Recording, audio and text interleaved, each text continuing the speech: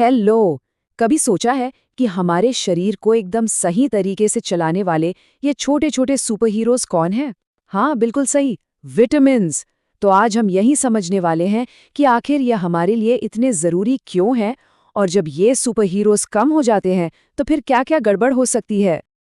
अच्छा, एक बात बताइए, क्या कभी ऐसा लगता है कि बिना वजह ही बहुत ज्यादा थकान हो रही है या फिर स्किन और बालों की कोई ना कोई प्रॉब्लम लगी ही रहती है?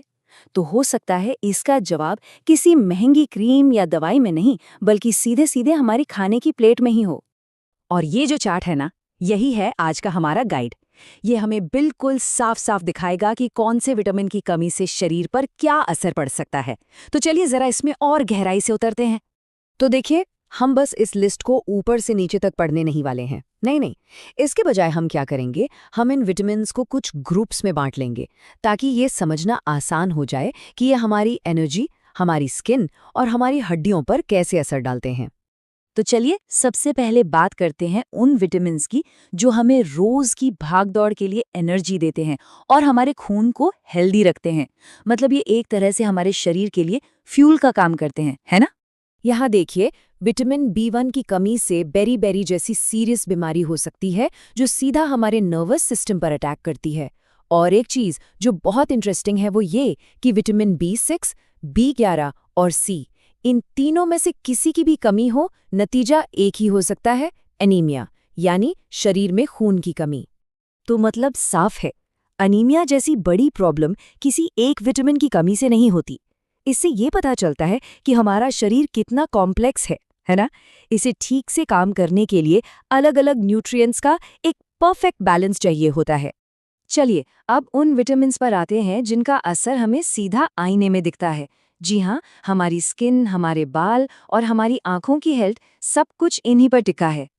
जैसे विटामिन ए कम हो जाए तो रात में देखने में प्रॉब्लम हो सकती है, जिसे रतौंधी कहते हैं। विटामिन B2 की कमी हुई तो स्किन फटने लगती है और आंखें लाल हो जाती हैं। फिर है B3, जिसकी कमी से स्किन पर रैशेज हो सकते हैं। और हाँ, विटामिन B5 और B7, इनका तो सीधा कनेक्शन हमारे बालों की हेल्थ से है। ये काफी इंटरेस्टिंग बात है ना?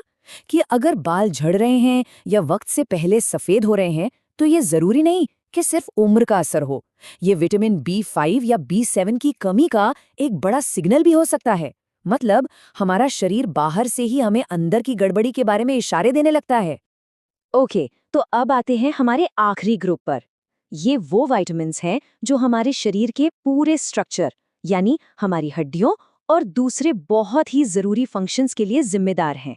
सच कहूं तो इनके बिना तो हमारा शरीर चल ही नहीं सकता। देखिए, हम सबने सुना है कि विटामिन डी हमारी हड्डियों को मजबूत बनाता है और इसकी कमी से बच्चों में रिकेट्स जैसी बीमारी हो जाती है। वहीं विटामिन ई का लेना देना रिप्रोडक्टिव हेल्थ से है। और फिर आता है विटामिन के। उफ, इसका काम तो इतना जरूरी है कि क्या बताऊं। इस बात को जरा ध्यान से समझिए। विटामिन के की कमी का मतलब है कि अगर कहीं चोट लग गई तो खून बहना बंद ही नहीं होगा या बहुत मुश्किल से होगा। सोचकर देखिए, बस एक छोटे से विटामिन की कमी कितनी ज्यादा खतरनाक हो सकती है। तो अब तक हमने जो भी देखा उससे एक बात तो साफ है, ये जो बीमारियां हैं ना, ये असल में हमारे शरीर के भेजे हुए अलार्म हैं, वार्निंग सिग्नल्स हैं, जो हमें बता रहे हैं कि भाई अंदर कुछ गड़बड़ चल रही है। तो अगर हम इसे फटाफट समेटें तो विटामिन की कमी का असर कहाँ कहाँ पड़ सकता है? हमारी एनर्जी और खून पर, हमारी स्किन, बालों और आंखों पर, हमारी हड्डियों की मजबूती पर, और हाँ, खून के थक्के जमने जैसे सबसे जरूरी कामों पर भी।